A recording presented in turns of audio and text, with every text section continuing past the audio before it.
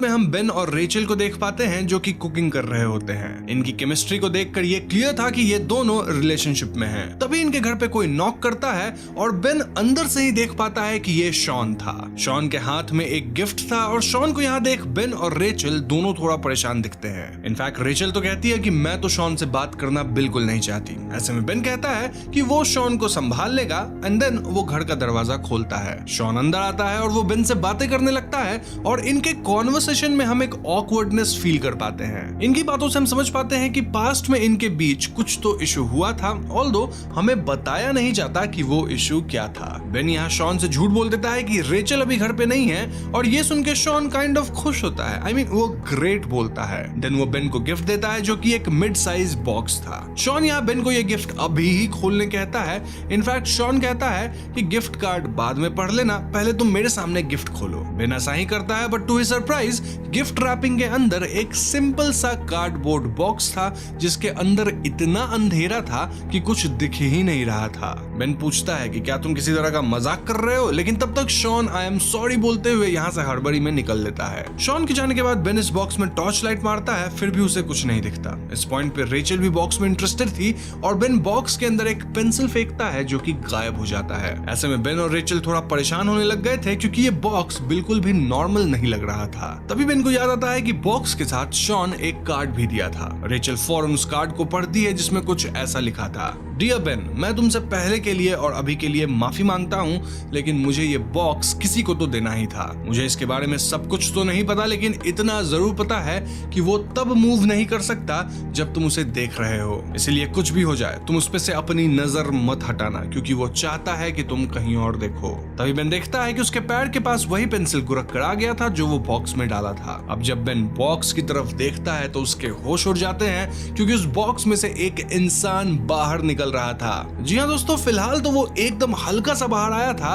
और वो एक टक बेन को देखे जा रहा था। यह इंसान पानी में भीगा लग रहा था और वो बिल्कुल भी बोल नहीं रहा था। इस दृश्य को देखकर बेन और रेचल दोनों के होश उड़ गए थे और ऐसे में बेन शॉन को कॉल करता है, लेकिन बेन का कॉल सीधा शॉन के वॉइसमेल में जा रहा था। नाउ ये बॉक्स वाला इंसान अब भी बेन को एक टक देखे जा रहा था और वो बेन, शॉन और रेचल की आवाज भी निकालता है। लाइक जो कुछ बेन अभी बोला था ये बॉक्स वाला आदमी बेन की आवाज में रिपीट करता है, सेम फॉर रेचल। बेन फौरन यहाँ से निकलने की सोचता है, लेकिन रेचल उसे याद दिलाती है कि they can not look away from it. लेकिन इनके मन में एक सवाल कौन रहा था कि अगर ये लोग उसे नहीं देखेंगे तो क्या होगा। वेल, इसका पता लगाने के लिए ये दोनों 1-2 सेकंड के लिए बॉक्स वाले इंसान पर से नजर हटाते हैं और जब वो वापस बॉक्स की तरफ देखते हैं तो ये इंसान थोड़ा और बाहर निकल चुका था। आई मीन अब हम बॉक्स पे उसकी उंगलियां भी देख पाते हैं। इस पॉइंट पे ये बॉक्स वाला आदमी शॉन की आवाज में शॉन की ही बातें रिपीट करने लगता है, ऑल्दो वो यहाँ एक बात खुद से ऐड करता है। वो शॉन की आवाज में कहता है कि किसी भी हाल में इसे घर से बाहर नहीं निकलने देना है, जबकि शॉन ऐसा कुछ नहीं बोला था। नाउ बेन सोचता है कि ये बॉक्स वाला आदमी तब तक मूव नहीं कर सकता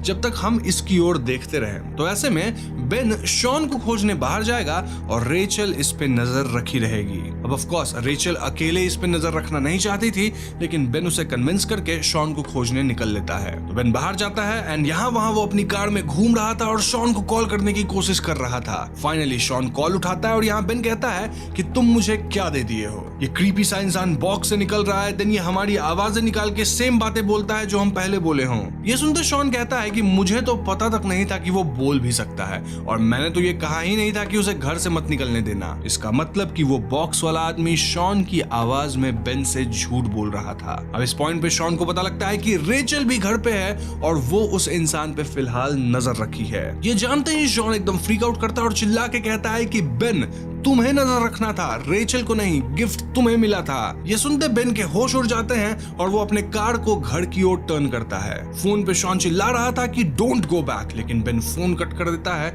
और अपने घर वापस जाता है। अब जब बेन घर पहुंचता है तो वहां लाइट नहीं थी और सब कुछ उथल पुथल था। लाइट स्विचेस को तोड़ दिया गया था और घर में यहाँ वहां पानी था। घर में ना तो रेचल दिख रही थी ना ही वो बॉक्स। इनफैक्ट घर पे कई टैप्स ओपन थे। बेन रेचल को ढूंढने लगता है और उसे बेसमेंट से रेचल की आवाज सुनाई देती है। ऑफ कोर्स अब तक आप समझ गए होंगे कि ये वो एंटिटी ही आवाज निकाला होगा, लेकिन फिर भी बेन बेसमेंट में चेक करने जाता है और वहां उसे वॉशरूम में टैप्स रनिंग दिखते हैं। Now to our shock, bathroom के अंदर शावर में हम उसी बॉक्स वाले इंसान को देखते हैं, लेकिन अब वो पूरी तरह बाहर आ चुका था। बेन फौरन यहाँ से निकल के भागने की कोशिश करता है, लेकिन बेसमेंट के एंट्री पे वो कुछ लोगों को डार्क में देखता है। बेन जब बाथरूम की ओर देखता है तो उसे वो बॉक्स वाला भीगा इंसान दिखता है, लेकिन उतने देर में बेसमेंट डोर वाले लोग नजदीक आते हैं और जब वो बेसमेंट डोर वाले लोगों को देखता है तो वो बॉक्स वाला इंसान नजदीक आता है। अब बेन एक साथ तो दोनों को नहीं देख सकता, यानी कहीं ना कहीं से एंटिटीज उसके नजदीक आ ही जाएंगे। होता भी ऐसा ही है, जब एक पॉइंट पे बॉक्स वाला इंसान वहां का लाइट बंद कर देता है और बेन हार मान लेता है, क्योंकि ऑफ कोर्स ये एंटिटी उस तक पहुंच गई होगी। यहीं पे ये शॉर्ट फिल्म खत्म हो जाती है। तो दोस्तों ये थी other side of the box की कहानी, और अब हम इस फिल्म के कुछ सटल डिटेल्स को डिस्कस करेंगे। सबसे पहले हम समझते हैं कि बेन, रेचल और शॉन कैसे कनेक्टेड थे। फिल्म में क्लियरली तो कुछ नहीं बताया गया है, लेकिन लोगों के रिएक्शन से हम समझ पाते हैं कि पहले शॉन और रेचल रिलेशनशिप में रहे होंगे, देन बेन आया होगा जिसके प्यार में रेचल शॉन को छोड़ी होगी। अब शॉन को छोड़ने के कई कारण हो सकते हैं। पहला, वो बहुत ही ऑर्गेनाइज्ड नहीं था। दूसरा, वो उतना कमाता भी नहीं था, क्योंकि शॉन क्लियरली कहता है कि मैं अब भी वही ओल्ड जगह पे रह रहा हूँ। वहीं अगर बेन को हम देखें तो वो बहुत ही ऑर्गेनाइज्ड था, लविंग था, और उसका घर भी काफी बढ़िया सा था, डिपिक्टिंग कि वो अच्छा खासा कमाता है। पास्ट में शॉन कुछ तो तमाशा भी किया होगा, तभी तो वो बेन को सॉरी कह रहा था और रेचल भी उससे मिलना नहीं चाहती थी। Now coming to the box, of course ये बॉक्स सुपरनैचुरल थी। इसके अंदर जो एंटिटी था वो बहुत ही ज्यादा शातिर था। ये एंटिटी किसी की भी आवाज निकाल सकता है और वो लोगों को मैनिपुलेट करता है। फॉर एग्जाम्पल, वो बेन के सामने शॉन को आवाज निकाल के उसे गलत इन्फो दिया कि एंटिटी को घर से बाहर नहीं जाने देना है। इनफैक्ट ये एंटिटी बेन के सामने ऐसे प्रिटेंड किया मानो अगर रेचल भी उसे देखेगी तो वो बाहर नहीं आ सकेगा, लेकिन सच्चाई ये थी कि वो बस बेन के देखने पे ही नहीं हिल सकता था, क्योंकि बॉक्स बेन खोला था। देखा जाए तो इस एंटिटी की यही एक कमजोरी है कि वो तब तक मूव नहीं कर सकता जब तक टारगेटेड इंसान उस पे से नजर न हटाए। शॉन ये बॉक्स बेन को उससे बदला लेने के लिए दिया था। वैसे शॉन को ये नहीं पता था कि घर में उस वक्त रेचल भी थी, इसलिए जब शॉन को पता लगा कि बेन बॉक्स को रेचल के भरोसे छोड़ दिया है तो वो चिल्लाने लगा, क्योंकि अब तक तो वो एंटिटी बाहर निकल के रेचल को कंज्यूम कर चुका होगा। यहाँ एक और सवाल ये है कि आखिर ये एंटिटी करता क्या है। वेल आई बिलीव कि एंटिटी लोगों को कंज्यूम कर लेता है, जिसके बाद वो भी इस बॉक्स का हिस्सा बन जाते हैं। तभी तो बेसमेंट में हम कई लोगों को देखते हैं डार्क में। इनफैक्ट एक शैडो मुझे रेचल जैसी लग रही थी। एक और अजीब बात आपने नोटिस करा होगा कि बॉक्स वाला इंसान हमेशा भीगा ही रहता है। इनफैक्ट घर में टैप्स और शावर भी ऑन कर दिया गया था और उसे लाइट से हार्म तो नहीं होता, लेकिन दिक्कत जरूर है। तभी तो वो एंटिटी स्विचेस तोड़ दिया और हर जगह लाइट बंद करने की कोशिश में था। मैं एक और चीज बिलीव करता हूँ कि ये एंटिटी बस अपने टारगेट को और टारगेट के रास्ते में आने वाले इंसान को ही कंज्यूम करता है, क्योंकि अगर ऐसा ना हो तो एक बार इस एंटिटी के बाहर आने के बाद ये तो पूरे सिटी को ही अपनी चपेट में ले सकता है, एटलीस्ट नेबरहुड को तो ले ही लेगा। इसलिए आई बिलीव कि बेन के कंज्यूम होते ही एंटिटी वापस बॉक्स में जाएगा और अपने नेक्स्ट टारगेट का इंतजार करेगा, यानी वो इंसान जो कि नेक्स्ट इस बॉक्स को खोलेगा। यहाँ एक चीज जो मैं फिगर आउट नहीं कर पाया वो ये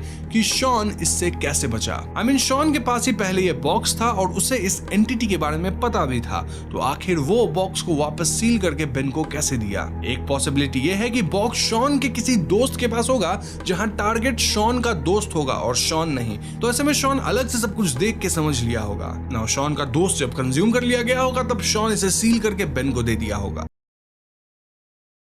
तो फिल्म की शुरुआत 1930 में होती है, जहां एक व्हाइट विच एक वुडू डॉल पर किसी तरह का ब्लैक मैजिक परफॉर्म कर रही थी। इसके बाद वो घर के बाहर एक ग्रेव में से किसी की डेड बॉडी का हेयर निकालकर उस वुडू डॉल में लगा देती है। देन हम एक बड़े मैंसन को देखते हैं, जहां वो व्हाइट विच उस वुडू डॉल को एक ड्रीम कैचर में लगा के स्टैब करने ही वाली होती है कि तभी कोई उसे शूट करता है। यहाँ से कहानी प्रेजेंट में आती है, जहां हम लक्ष्मी नाम की लेडी को देखते हैं और लक्ष्मी एक हाउसवाइफ है। लक्ष्मी को सोशल मीडिया पे फैमिली व्लॉगिंग का बड़ा शौक है और वो अक्सर अपने व्यूअर से इंटरैक्ट भी करती रहती है। ऑल्दो उसके सिर्फ 52 सब्सक्राइबर्स हैं। लक्ष्मी के पति का नाम अंजन है, जो कि अपनी जॉब से रिटायर हो चुका है। इनका एक बेटा भी है जिसका नाम कनप्पन है, जो कि एक गेम डेवलपर वाले पोस्ट की जॉब तलाश कर रहा है, लेकिन उसे जॉब मिल नहीं रही है। खैर बड़ी मुश्किल से कनप्पन को एक जॉब इंटरव्यू की अपॉर्चुनिटी मिलती है और इंटरव्यू वाले दिन जब वो रेडी होने जाता है तो घर में पानी ही नहीं आ रहा था। ऐसे में कनप्पन बाहर वाले वाले एक पुराने कुएं को खोल के उससे पानी निकालने लगता है,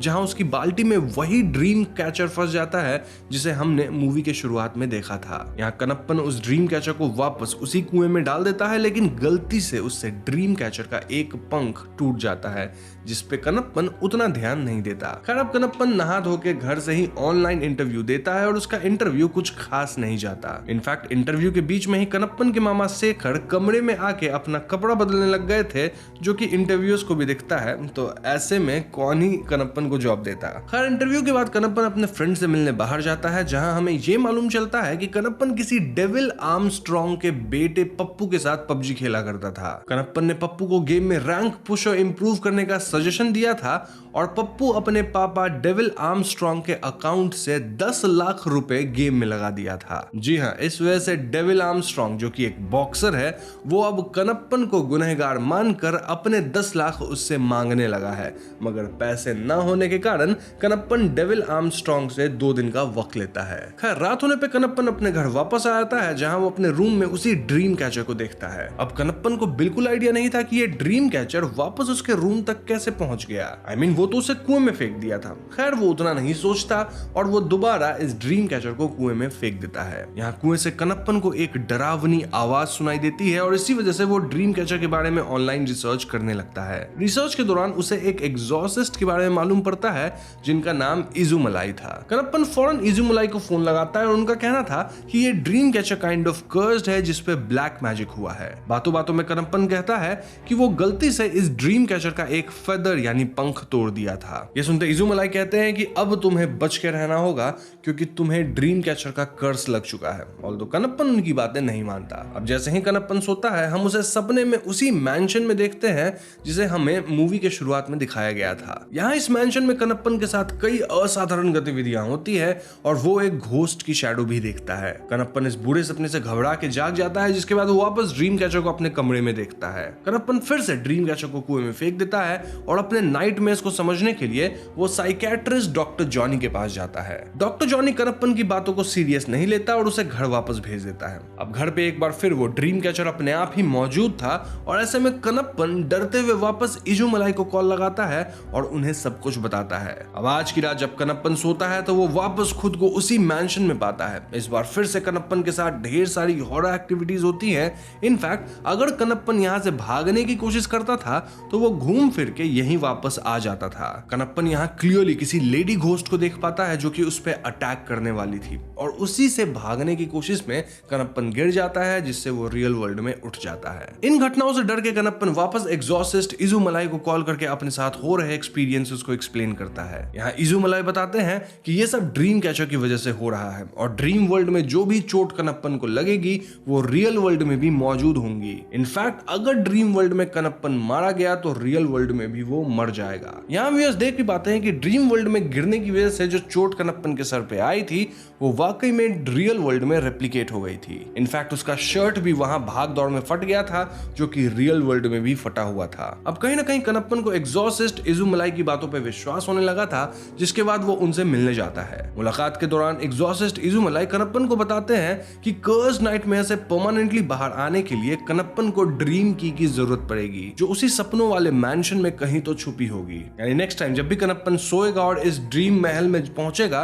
तो उसे छुप छुप के ड्रीम की खोजना होगा। यहाँ बस कनप्पन को यह ध्यान रखना था कि कोई और इस ड्रीम कैचर के फेदर को ना तोड़ दे, वरना वो भी कनप्पन के साथ उसके ड्रीम वर्ल्ड में उसकी तरह ही फंस जाएगा। ये सुन के कनप्पन इजुमलाई को अपने साथ ड्रीम वर्ल्ड में आने की रिक्वेस्ट करता है, मगर इजुमलाई ड्रीम वर्ल्ड में आने से मना कर देते हैं, सेइंग कि वो सिर्फ बाहर से ही हेल्प करना पसंद करेंगे। खैर इसके बाद कनप्पन अपने घर वापस आता है, जहां डेविल आर्मस्ट्रांग उससे अपना पैसा मांगने आता है। डेविल यहाँ कनप्पन के फेवरेट सामानों को तोड़ने लगता है और ऐसे में कनप्पन चालाकी से अपना ड्रीम कैचर छुपाने लगता है, ताकि डेविल को लगे कि ये ड्रीम कैचर कनप्पन को पसंद है। डेविल इस चाल में फंस जाता है और वो ड्रीम कैचर का पंख तोड़ देता है। यानी आज रात कनप्पन के साथ डेविल भी सपनों में भूतिया महल देखेगा। इसके बाद कनप्पन ये सारी बात डॉक्टर जॉनी को बताता है और मजाक मजाक में डॉक्टर जॉनी भी इस ड्रीम कैचर के पंख तोड़ देते हैं। बस फिर होना क्या था, जब उस रात कनप्पन और बाकी के 2 लोग सोते हैं तो ड्रीम वर्ल्ड में कनप्पन को डेविल और डॉक्टर जॉनी भी मिलते हैं। कनप्पन उन्हें समझाता है कि कैसे वो सब एक ड्रीम वर्ल्ड में फंस गए हैं,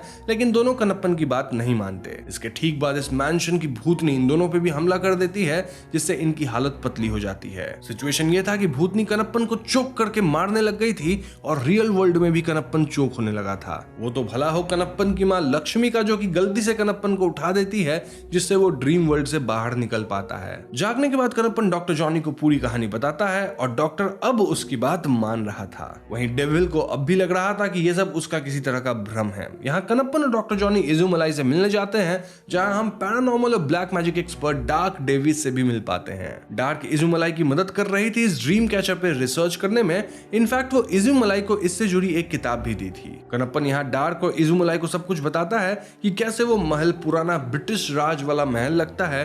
देन जो घोस्ट है वो एक फीमेल है जिसकी शक्ल कनप्पन ड्रॉ कर सकता है। कनप्पन एक और चीज बताता है कि महल में किसी इंसान की एक पोर्ट्रेट लगी थी और उस पोर्ट्रेट को किसी ने फाड़ डाला था। पोर्ट्रेट पे साइंड नेम था चार्ल्स डिक्सन, ओलंपस स्टूडियो 1930। यहाँ कनप्पन डार्क के साथ नंबर भी शेयर करता है ताकि अगर कुछ अर्जेंट हो तो वो डार्क से कांटेक्ट कर सके। नाउ जब कनप्पन घर आता है तो उसे पता लगता है कि उसकी मम्मी साफ सफाई करते वक्त उसका ड्रीम कैचर निकाल ली थी और उसके घर में उसके पिता, मामा और मम्मी तीनों ड्रीम कैचर से पंख तोड़ चुके हैं। यह सुनते कनप्पन डार्क को कॉल करके सब बताता है और डार्क कहती है कि तुम अपनी फैमिली को सच अभी मत बताओ, लेकिन उन्हें किसी तरह जगा के रखो। ऐसे में कनप्पन अपनी मॉम को चैनल पे लाइव स्ट्रीम करवाने के बहाने पूरी रात फैमिली को जगवा के रखता है, लेकिन सुबह होते होते सबके सोने का मूड बन गया था। ऐसे में कनप्पन उन्हें सारा सच बताता है, लेकिन कोई उसकी बात नहीं मानता। टेस्टिंग के लिए कनप्पन का मामा शेखर सोता है और जब वो थोड़ी देर में उठता है तो वो वाकई उस भूतिया महल से भूत से मिलके आया था।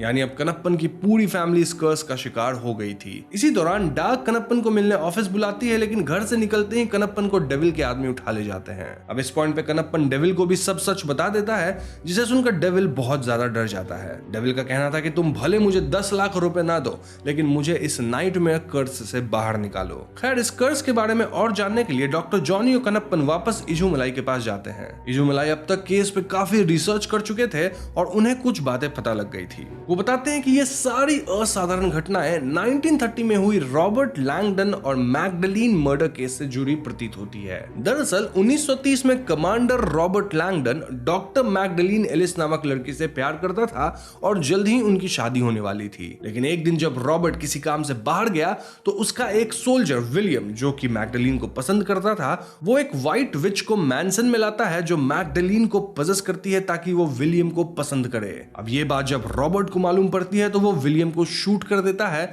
मगर विलियम किसी तरह से बचकर भाग जाता है। इस घटना के अगले दिन रॉबर्ट और मैगडलीन की मृत शरीर महल में मिली थी और सबको लगा था कि ये काम विलियम का होगा, बट सरप्राइजिंगली लोगों को विलियम की भी मृत शरीर जंगल में उसी दिन मिलती है, जिससे ये केस काफी पेचीदा हो चुका था। यहाँ रॉबर्ट के सोल्जर्स उस व्हाइट विच को भी मार देते हैं और ऐसा कहा जाने लगा कि गांव में मैगडलीन की स्पिरिट अब लोगों को डराने और मारने लगी थी। इस कहानी को सुनकर कनप्पन अपनी भूत वाली स्केच निकालता है और ये लोग मैगडलीन का फोटो इस स्केच से कंपेयर करने लगते हैं। फोटो कंपेयर करके ये लोग कंफर्म हो चुके थे कि इन्हें सपने में मैगडलीन की ही आत्मा दिखती है एज घोस्ट। कनप्पन को अब भी किसी तरह सपने वाले मैंशन में जाके ड्रीम की खोजना था ताकि वो सभी के लिए इस कर्स को तोड़ सके। ऐसे में कनप्पन अपनी मां लक्ष्मी को छोड़ के सबको सोने बोलता है ताकि वो सब मिलकर ड्रीम की को ढूंढ सके, और ड्रीम में अगर इनके साथ कुछ बुरा होता है तो रियल वर्ल्ड में इनकी मां तो जगी हुई है, वो इन्हें उठा देगी। बस फिर क्या था, सभी वापस सो के ड्रीम वर्ल्ड में जाते हैं जहां अगेन वो स्पिरिट इन्हें डराने लगती है। एक पॉइंट पे ये लोग बुरी तरह फंस गए थे एंड दे वे होपिंग कि बाहर लक्ष्मी इन्हें जगाएगी, लेकिन तभी लक्ष्मी भी ड्रीम वर्ल्ड में आ जाती है। जी हाँ दोस्तों, इसका मतलब ये कि बाहर वर्ल्ड में लक्ष्मी भी सो गई थी और अब वो ड्रीम वर्ल्ड में आ गई है। ऑफ कोर्स वो भी एकदम स्लीप डिप्राइव्ड थी और अब वो इनके साथ यहाँ फंस गई थी। अब इस बार ड्रीम वर्ल्ड में इन्हें एक मेल घोस्ट भी दिखता है जो कि इन पे हमला कर दिया था। सभी लोग इन घोस्ट वगैरह से बचने के लिए कमरे में जाते हैं जहां कनप्पन एक सीक्रेट टनल डिस्कवर करता है। वो टनल के अंदर जाता है जहां उसमें मैगडलीन की घोस्ट हमला कर देती है। ऐसा लग रहा था मानो कनप्पन का अभी काम तमाम हो जाएगा, लेकिन एन मौके पे रियल वर्ल्ड में डार्क कनप्पन को उठा देती है, जिससे वो ड्रीम वर्ल्ड से निकल जाता है। फिर कनप्पन एक एक करके सबको उठा देता है और सभी सेफली ड्रीम वर्ल्ड से बाहर आ जाते हैं। तो इस इनकाउंटर के बाद कनप्पन इस नए मेल घोस्ट के बारे में इजुमलाई को बताता है। इजुमलाई गेस करते हैं कि वो रॉबर्ट का घोस्ट होगा, ऑल्दो वो श्योर नहीं थे। यहाँ इजुमलाई बताती है कि एक घोस्ट या स्पिरिट को फंसाने का सबसे आसान तरीका है उसके ऑपोजिट साइड्स एक एक मिरर रख देना। स्पिरिट्स इन दोनों मिरर्स के बीच ट्रैप हो जाएंगे और अगर 24 घंटे में कोई भी मिरर को तोड़ देता है तो ये स्पिरिट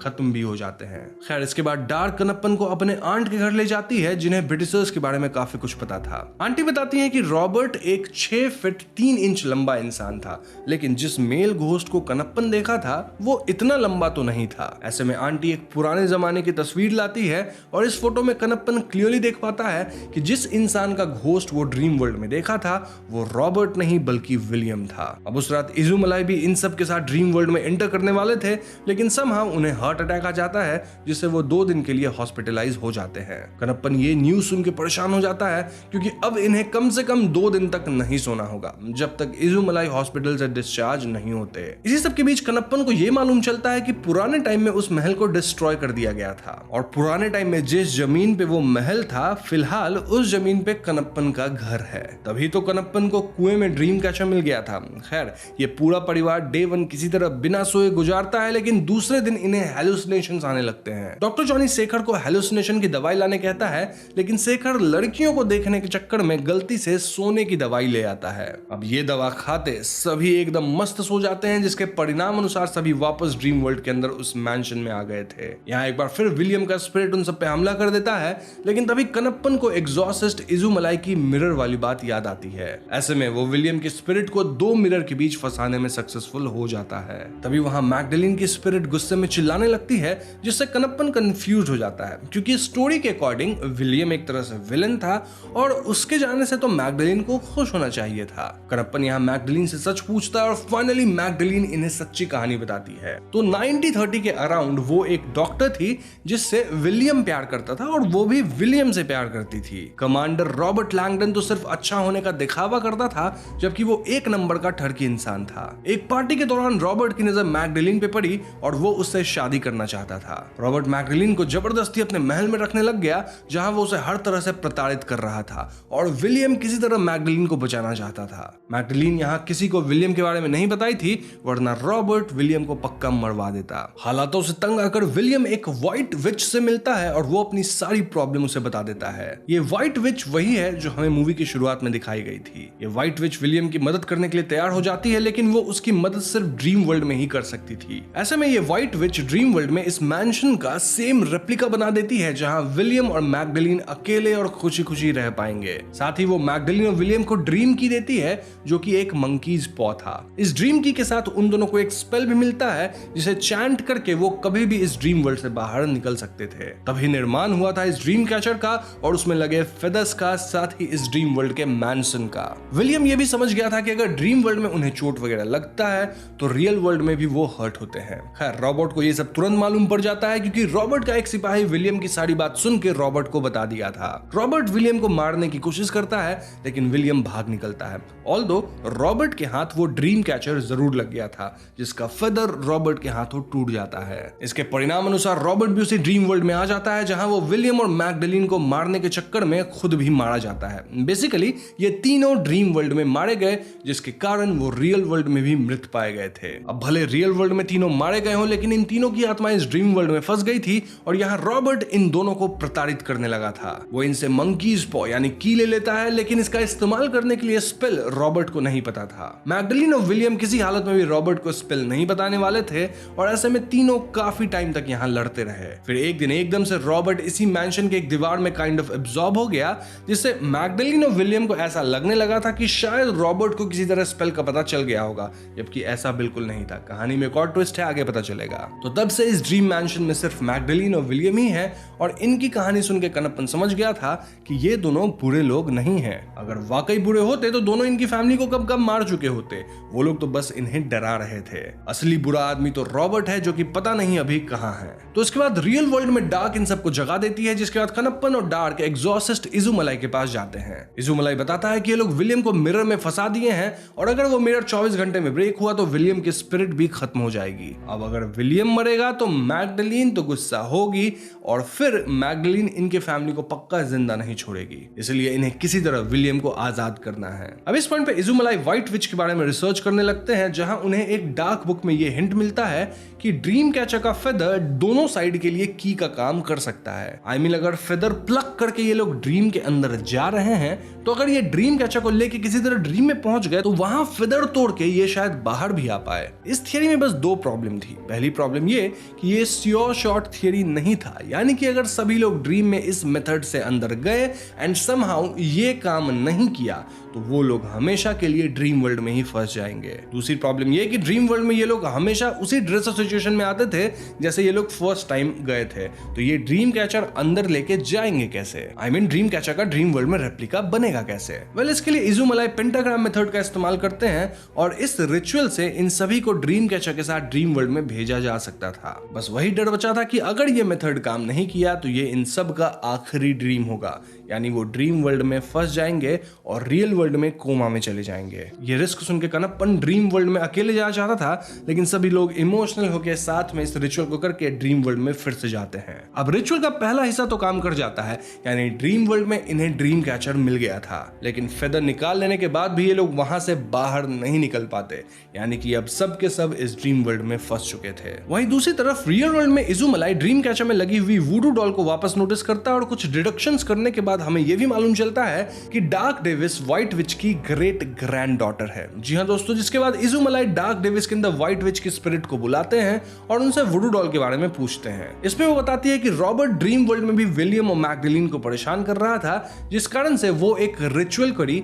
जहां वो रॉबर्ट के बाल का इस्तेमाल करके उसका एक वुडू डॉल बनाई। इस रिचुअल को हम मूवी के स्टार्टिंग सीन में भी देखे थे। देन वो बाहर से ही रिचुअल करके ड्रीम वर्ल्ड में रॉबर्ट को कैद कर दी। तभी तो अचानक से एक दिन रॉबर्ट दीवार में एब्जॉर्ब हो गया था, या फिर हम कह सकते हैं कि कैद हो गया था। वो कहती है कि किसी भी हाल में ड्रीम कैचर से वुडू डॉल को अलग नहीं करना है वरना रॉबर्ट आजाद हो जाएगा। तो ये सब पता लगने के बाद डार्क अपने होश में आती है और वो सबको बचाने ड्रीम वर्ल्ड के अंदर जाती है, लेकिन अब तक ड्रीम कैचर के गिरने से वो वुडू डॉल उससे अलग हो गया था और ऐसे में रॉबर्ट आजाद हो जाता है। अब रॉबर्ट यहाँ आते ही उत्पात मचा देता है और सब पे हमला बोल देता है। वो मैगडलीन को कैद करके उससे वापस स्पेल पूछने लगता है। मैगडलीन रॉबर्ट को कुछ नहीं बताती और ऐसे में रॉबर्ट वो मिरर्स को तोड़ने लगता है जिनके बीच विलियम फंसा था। विलियम की आत्मा को खत्म होता देख मैगडलीन रॉबर्ट को स्पेल बताने के लिए मान जाती है। इन सब के बीच बाकी लोग भी रॉबर्ट पे हमला करते हैं, लेकिन रॉबर्ट सबको इजीली पानी पिला देता है। इनफैक्ट वो कनप्पन के कंधे पे गोली तक मार देता है। नाउ मैगडलीन रॉबर्ट को वो स्पेल फाइनली बता देती है, जिसके बाद रॉबर्ट वहां से जाने लगता है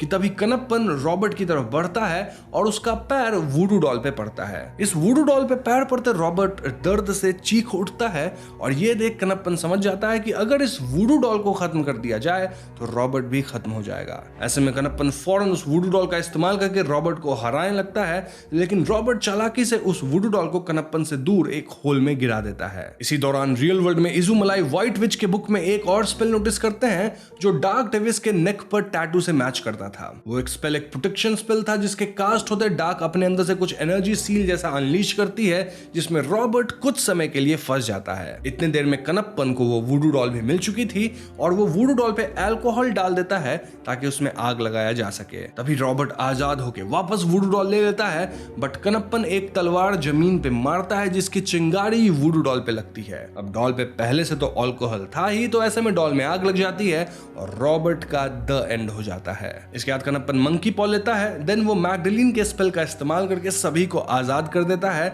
इंक्लूडिंग मैगडलीन एंड विलियम, यानी उनकी आत्माओं को शांति मिल गई, आजादी मिल गई। मोरोवर अब सभी लोग ड्रीम वर्ल्ड से निकल के रियल लाइफ में सही सलामत आ चुके थे। इसके बाद हमें 3 महीने आगे की कहानी दिखाई जाती है जहां कनप्पन इसी कहानी को बेस रख के एक गेम का डेमो डेवलप करता है जो कि बड़ी कंपनीज को बहुत पसंद आता है। ऐसे में कनप्पन को एक मस्त सा जॉब भी मिल जाता है, मतलब कि हैप्पी एंडिंग।